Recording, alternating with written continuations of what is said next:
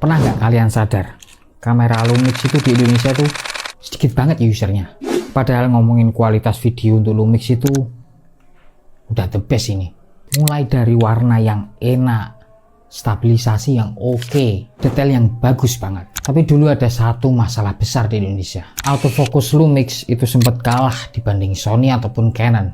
Makanya banyak fotografer ataupun videographer di Indonesia yang kerjanya butuh cepat itu pindah ke Sony ataupun ke Canon.